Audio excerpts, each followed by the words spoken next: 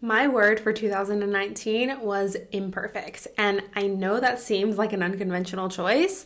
And this time last year, when I started sharing that imperfection was going to be my focus for the year, it turned quite a few heads. And if I'm being honest, as a recovering perfectionist, it was pretty uncomfortable for me as well. So, what made me decide to make 2019 a year of imperfection, and what did I learn in the process?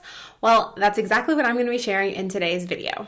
Hey there, I'm Elli Runkles. I'm a sales copywriter and content strategist, and I help online business owners create a seamless and connected content marketing system that leads to real business results like sales and clients every single day. And before we dive into what I learned during my year of imperfection, let's talk a little bit about what perfectionism is and how it can be so detrimental to our success and our progress as online business owners. So first off, perfection is an illusion. It does not exist, and no matter how much you work to perfect something that you've created, there will always be more that can be done. There will always be something that is not quite complete. And if your goal is perfection, you will always be able to find something to criticize about anything that you're working on.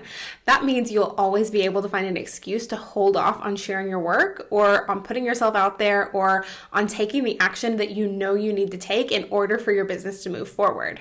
This is exactly where I found myself a year ago, and I started to recognize that perfectionism was actually a form of procrastination that was causing me to hold back from taking action that would move my business forward. So I decided that 2019 had to be a year of imperfection, and for me, that meant embracing my imperfections as an individual and learning to love and accept myself as I am. And it also meant embracing imperfect action and committing to take action before I felt ready and without spending months or longer trying to perfect things before putting them out into the world.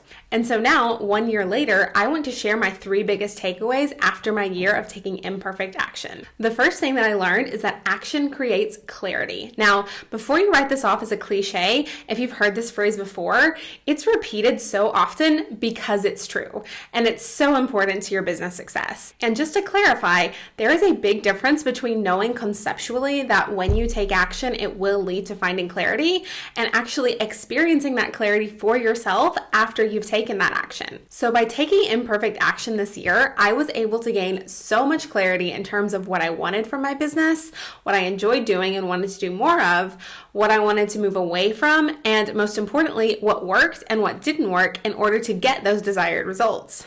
And not only did my initial action create clarity, but I found that it doesn't stop there, and that when you find clarity from taking action, that clarity will also inspire more action. Once you start taking action and finding clarity, it creates an upward spiral because that clarity of what works and what doesn't work, or what you do and don't want, will inspire you to start taking even more action that's even more aligned with the outcomes that you want, which will create even more clarity, which will inspire even more action in the right direction. And it will just continue going up and up and up the more action you take. So if you're feeling stuck on what to do next or where exactly you want to go with your business, the best advice I can give you is to just take action.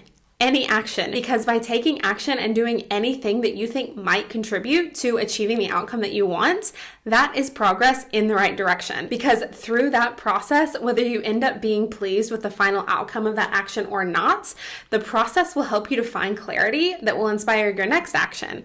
And every time you do that, you're moving closer and closer to the results that you really want. And so if you've been waiting until you feel like you have all the answers or that you've perfected whatever it is that you're working on, you will be waiting to find the clarity that you need for a long time. Which brings me to my final takeaway from this experiment with imperfection this year, and that is starting to treat everything I do in my business as an experiment. This has really altered my approach to taking action in my business, and it's also helped me to detach emotionally from the outcomes that I get from the actions I take in my business, because it's all just an experiment anyways. So for example, in my most recent launch, I took everything I learned from the action I'd been taking throughout the year and put it together into an imperfect launch plan, took imperfect action to carry out that plan, and I approached the whole thing with curiosity and asking myself, let's see if this works, or I wonder what would happen if we do this. And of course I had goals. I had an idea of how many students I wanted to get into my program and how much revenue I wanted to generate, but I was completely detached emotionally from the outcome. And so when I didn't hit that goal, I wasn't fazed by it. I focused on serving the students who did sign up for my program and celebrating the real achievement, which was taking aligned action with no emotional attachment to the results. And trust me, that is a big achievement compared to where I was a year ago. And because I'm approaching this all as an experiment, I now have data to work with from that first launch and can make a few tweaks to my next launch and measure the results from there, because it's all just an experiment. And none of this would be possible if I hadn't committed to taking imperfect action before I felt ready. So would I do it again? The answer is yes and no. I am so glad that I committed to taking imperfect action this year, and I believe it was absolutely necessary to moving my business forward and growing into the person that I needed to be in order to continue my business growth.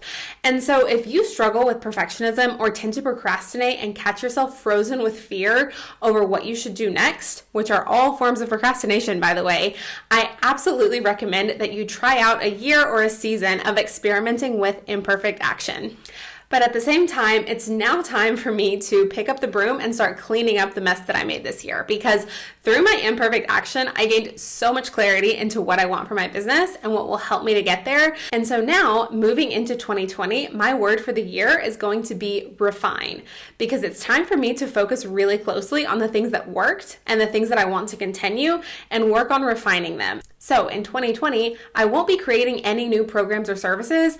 I won't be adding any new marketing strategies that aren't already in the works. Instead, I'll be focusing on what I've already created through my imperfect action and refining them on the inside and the outside to make them the best that they can be. Now, if you'd like to stay in the loop and be involved as I take this experiment with imperfect action to the next level, be sure to subscribe to my email list so you don't miss out on new content and updates coming out in the new year. So be sure to grab my free Selling with Empathy roadmap linked in the description, and you'll be subscribed to get updates on this journey that I only share with my email list. And don't forget to subscribe to my channel for new videos coming out every Monday. Thanks so much for watching.